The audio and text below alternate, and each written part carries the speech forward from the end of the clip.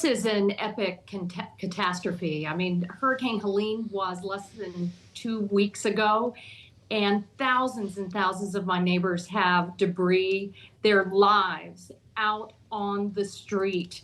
I was home shortly after the Congress finished and out Saturday morning after Helene hit, and folks are in shock.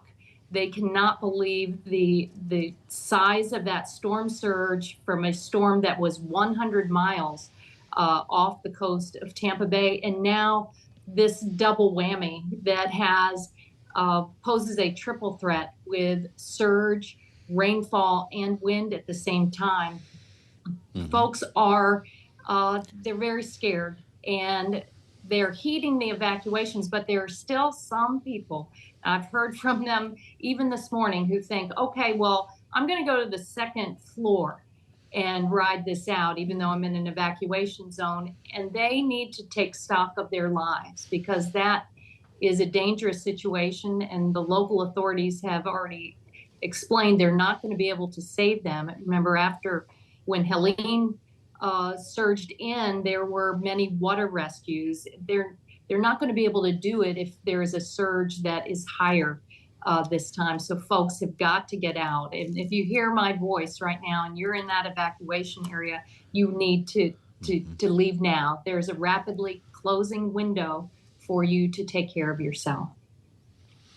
Well, Congresswoman, we should mention for our viewers and listeners that you represent the 14th District of Florida, which is Tampa, St. Petersburg, Hillsborough County. These are the areas that are apparently going to be right in the path of this storm. We heard from the mayor of Tampa on CNN last evening, who also has the name Castor, no relation, who said point blank, if people do not leave the evacuation areas tonight, they will die. Is that accurate? Yes, it is. Yes, it is. This is an unprecedented storm, and with the hotter temperatures, record temperatures in the Gulf of Mexico, that is like jet fuel for these storms. That's why it intensified so rapidly. I led the Climate Crisis Committee in the Congress for 4 years, where we examined the costs and the risks and developed an action plan. And many of those recommendations were included in the infrastructure law and the Inflation Reduction Act. What wasn't able to be included was a lot of the resiliency, because so many of these neighborhoods were built in the 1960s and 70s. A lot of the critical infrastructure back then, it was never planned for these type of intense storms and disasters.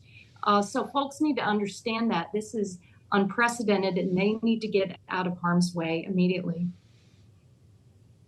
Well, for those who have already fled and are wondering what they will return to, what resources they will need available to them, it does raise the question here of the state and the federal response. Is anything needed currently to help facilitate the evacuation effort? Are you concerned at all about resources being available in the storm's aftermath? How has both the Florida government under Ron DeSantis and the federal government reacted so far in the aftermath of Helene and in bracing for this?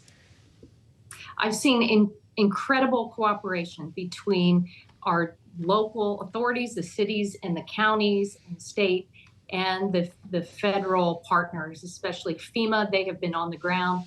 FEMA Administrator Deanne Criswell was here yesterday. I met with her. She met with Mayor Jane Castor of Tampa, Mayor Ken Welch of St. Petersburg.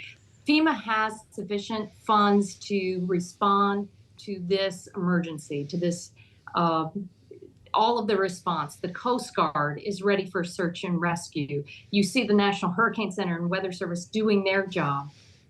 What is going to be critical, though, and what is left out when President Biden, Vice President Harris requested in the last continuing resolution that passed the Congress a couple weeks ago, they asked for additional funds for long-term disaster funding to help us rebuild our communities and that critical infrastructure. That has got to be a bipartisan priority going forward. And it's not just this impending catastrophe in Florida. It's also the Francis Scott Key Bridge in Baltimore. It's the communities that have been wiped by wildfires. The climate crisis isn't just about the weather, it's about your wallet in this day and age. And the feds are going to be there, but we've got to think about building back in a much more resilient way to guard taxpayer dollars. How's your governor doing down there, Congresswoman? A lot of reporting yesterday that he refused to take a phone call from Vice President Kamala Harris. He later said that he wasn't aware she tried to reach him. Are politics creeping in here? What would they have to talk about anyway?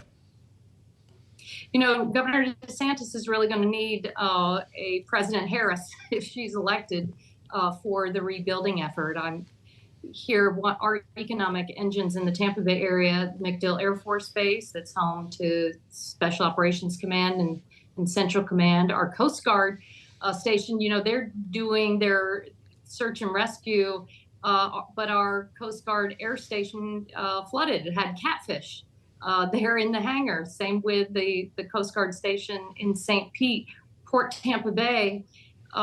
When Helene washed through, it wiped out all of our channel markers and buoys where ships can safely come in and out. Now, they were fortunate they scrambled to get right back out there, but these are the kind of investments that we're going to have to work together on. I don't care if you have a D or an R by your name. So it sure wouldn't hurt the governor to take the vice president's call, just knowing that the chances are she may be president.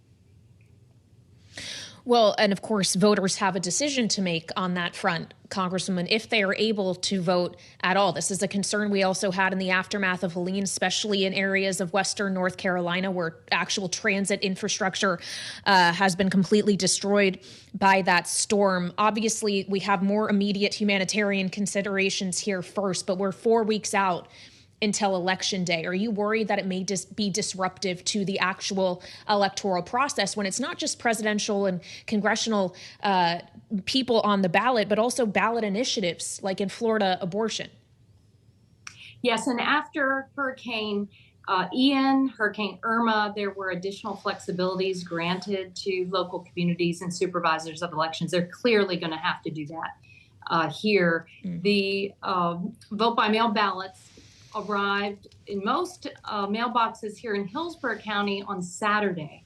So think about that. So thousands of people had been washed out of their homes. And now with this storm, so where are those ballots? And will they have additional flexibility to get a replacement ballot, to go vote early in a safe and secure location? And these are things that it's not it's not my top tier issue today, but it sure will be in the coming weeks.